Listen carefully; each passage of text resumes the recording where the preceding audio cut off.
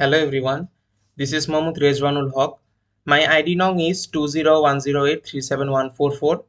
I am pursuing a 4-year BBA program in University of Rajshahi and currently enrolled in 3rd year 2nd semester in Department of Banking and Insurance. Today I am going to talk about Basel III. Before initiating the discussion, we need to know what Basel is. What is Basel and how BCBS was created?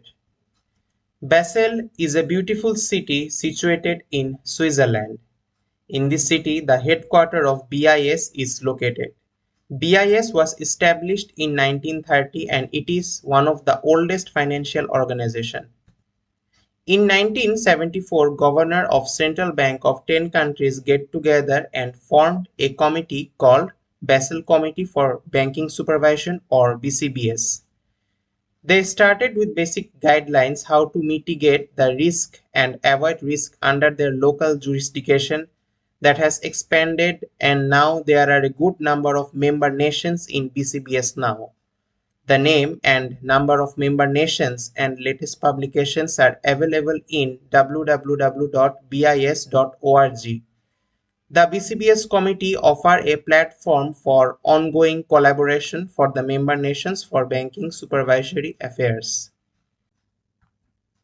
An overview of Basel III. To strengthen global capital and liquidity rules with the goal of promoting a more resilient banking sector, the BCBS issued Basel III, a global regulatory framework for more resilient banks and banking systems in December 2010. The objective of the reforms was to improve the banking sector's ability to absorb shocks arising from financial and economic stress, thus reducing the risk of spillover from the financial sector to the real economy. Through its reform package, BCBS also aims to improve risk management and governance as well as strengthen banks' transparency and disclosures. Strengthening the capital framework.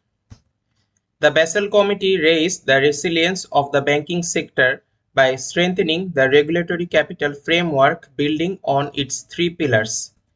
Pillar 1 addresses capital and liquidity adequacy and provides minimum requirement. Pillar 2 outlines supervisory, monitoring and review standards. Pillar 3 promotes market discipline through prescribed market disclosures.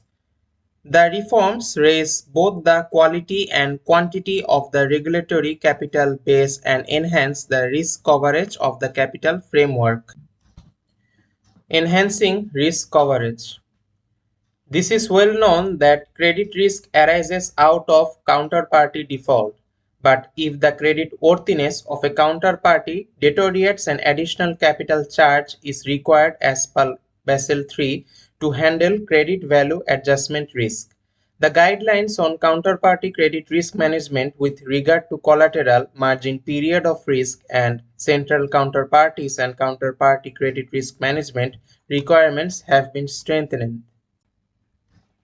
Supplementing the risk-based capital requirement with a leverage ratio. Basel III's leverage ratio is defined as the capital measure divided by exposure measure and is expressed as a percentage. The capital measure is currently defined as Tier 1 capital. Tier 1 capital leverage ratio measures banks' core capital relative to its total assets. This ratio is used by regulators to ensure the capital and liquidity adequacy in banks. A ratio above 5% is deemed to be an indicator of strong financial footing for a bank. This ends up my presentation. Thanks for watching.